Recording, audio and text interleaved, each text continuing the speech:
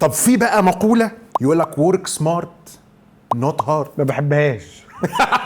ما بحبهاش. واحد زمان انا في 2012 كنت شغال في الشركه، في بنت كده عملت لي كوميك على الفيسبوك وانا قلب اسود مش قادر انساه، على ورك سمارت نوت هارد دي. كان بيشتغل معايا اسماء، فاسماء قعدت تحفل عليا، فانا مش قادر انسى البنت بصراحه والموقف الاسود ده. جابت لي كوميك كده موجوده على الفيسبوك، واحد بينقلوا صخر شويه عمال من منطقه هنا للمنطقه هنا، والارض فيها ميلان صغير، فهو مديهم الصخر كيوبس مربعات وقال لهم انقلوا الصخر، فهم بيزقوا الصخر كده، فقام واحد ما زقش الصخره وقعد ينحت الصخره لحد ما عملها دايره ودحرجها ونزلت تحت. فالكوميك بتقول بقى ان مديره بيزعق له انت مين اللي قال لك اعملها دايره، انا عايزها مربعه. وبعد كده بكونكلوجن تحت ان ورك سمارت نوت هارد ايفن اف لو في ناس بتقول لك لا اشتغل مربع، وانت مين اللي قال لك فعلا ان انا عايزها دايره؟ يعني عايزين ذكائك في ايه؟ يعني انت مش عايز تتعب بقى وعايز تعملها دايره، وبعدين مين اللي قال لك ان انت يعني didn't work hard في الحته دي؟ ما انت اتفشخت عشان تنحت الصخره دي وتعملها دايره، وعشان تنزلها تبقى سهل. فالابديت بقى هي work smart and hard. وبعدين انا اسف معلش، انت if you didn't work hard انت هتعرف منين ان اللي عملته ده هو اللي سمارت؟ يعني فين خبرتك في الحياه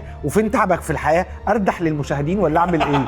قولي لي كده بس، فين خبرتك في الحياه؟ والله يعني زي كده كواليتي بيتس كوانتيتي، لا غلط، لانك لو ما عندكش كوانتيتي مش هيبقى عندك كواليتي. يعني انت هتعرف منين الكواليتي لو انت مش بتجرب وتغلط، تجرب وتغلط وتهارد وتعمل ويطلع عينك وتعرق وتروح بالليل وتبايظه منك وي ما ده ورك هارد صح؟ هتعرف منين السمارت واي؟ ان انت تشتغل سمارت دي حاجه اساسا صعبه.